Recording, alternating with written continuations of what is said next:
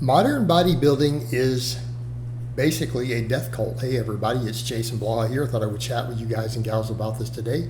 This is something I used to discuss years ago, and it's something that I think we have to talk about again. I used to make a lot of videos on this way back in the day, 11, 12 years ago. I actually predicted the unfortunate demise of a number of serious bodybuilders ahead of time, 6 months, a year ahead of time. And people were like, wow, it's scary how often you called them.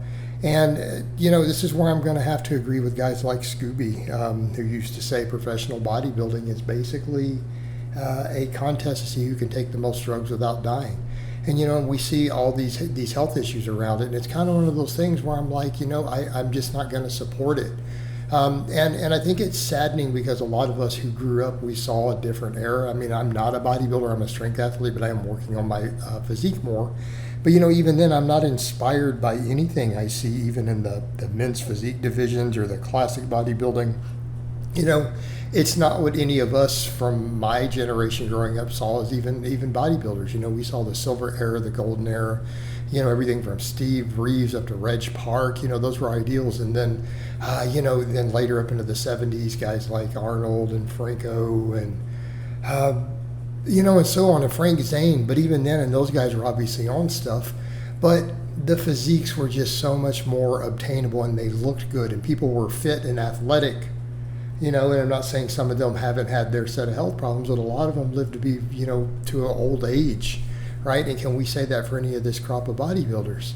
And I've seen a lot of discussion from that. I've seen Arnold be critical of what they're seeing now. I've seen Lee Haney, who was one of the greats. They're critical of what they're seeing now. And it seems like they're not rewarding health or anything else. And it's the even in the lighter divisions, so here's what I'm going to say, men's physique type divisions, it's not only the unhealthy levels of body fat they want them to, it's stuff like the excessive delts, the excessive side enhancement in the delts, and I'm seeing tons of that, to where it's not even necessarily muscle there, right? So you're seeing in those guys, because the guys are using tons of stuff higher up are, using so much stuff that their delts are massive. I saw Ken Waller in an interview say, well, they look like a water buffalo. So the way he described it, he was, in Pumping Iron, one of the greats back in the day. He kind of said that, but then because that aesthetic is now being pushed, you're even seeing these smaller, lighter guys who in theory shouldn't have these issues, huge amounts of side enhancement in their shoulders, Their delts are full of oil and scar tissue from all the stuff they're putting in there. So you see all this stuff, but then we see the health complications. We see the men and the women both dying all the time. It's getting really common, from the diuretic use. And I think that's another thing too. They want them so dry and so shredded today, even in some of the natural bodybuilding, that, you're seeing this diuretic abuse. And so we're seeing people have heart attacks from it. We're seeing people damage their kidneys from it.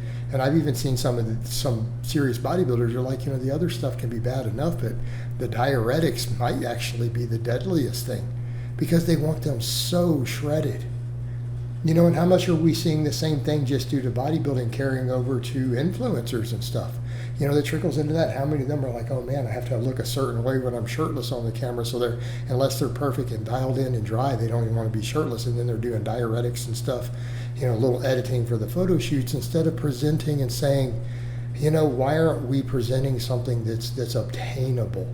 In other words, I'm not saying, that they should just look like the average Joe, even in that context for the influencers and people, but, more of, hey, why don't we, present something that can be sustainable, right? And I almost feel like because the bodybuilding world has taken it that extreme, even people now online who put out fitness content, I mean, my God, if any of them were at my current body fat or whatever, they'd be terrified to be shirtless, but the reality is a lot of them are there 50% of the year already, and yet a lot of them feel like they have to have a diuretic or whatever just to have their shirt off because of that other image. And it's like the question we have to ask even for that is, why are we putting up with that? Why is that becoming our norm to where it has to be unobtainable?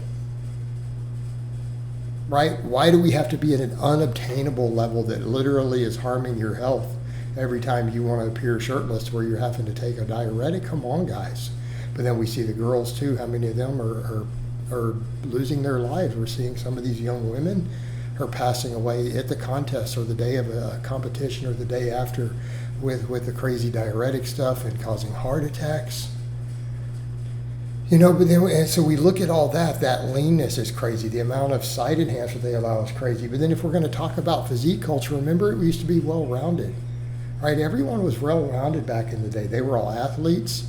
They, you know, again, same thing. They would have scored them down for a bunch of side enhancement, and they don't now. You're even seeing it in the physique divisions for men. Their shoulders are full of stuff, tons of them. Like almost every one of them I see.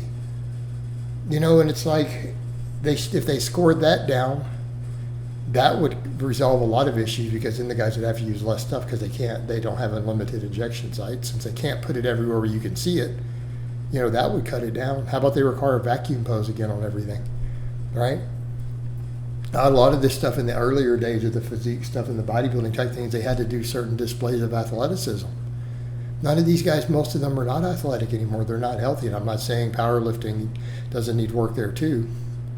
So we're not even talking about my sport that I'm coming from. That's its own video, right? But I think we can make some there. So again, for anyone who says, you know, I'm casting stones here, no, there's issues that need to be addressed there too. But we come over with this thing in bodybuilding, and they're dropping dead. It's not just the anabolics; it's all the insulin, all the IGF-1, all the other crazy stuff that they've added on top of ridiculous amounts of anabolics. You know, and I think the only way that's going to change is when people who are following fitness call for it to change. When they demand it, they quit following that, and they start saying, hey, maybe we want to see stuff like this silver era or golden era, and they follow that, and they quit following the freak show. That's the only way it changes, because as of right now, it's a death cult, and they're dying. And people have been saying this for over, it's not just now, people were saying it 10 years ago, 15 years ago, 20 years ago, we're dying for this. And the bodybuilders were saying that in little anonymous interviews from there, like, yeah, this was a pro bodybuilder talking to us. He was, you know, at the Olympia contender. And he says, you know, we're dying for this. We're dying for it. And that was 20 years ago. My God, how much worse is it now? You know, and it's not bodybuilding anymore. It's not aesthetic. It's not attractive. It's become hideous. It's a freak show. You know, it's a circus act. There's no longer an art. There's no longer a beauty. There's no longer health. It has just become a freak show, a circus act, and a death cult. And it's very, very sad to see from what it was at one time into what it has become. And even a lot of the greatest of all times are calling it out more. They're calling it out. Arnold, Lee Haney, all these people are saying, yeah, this isn't good.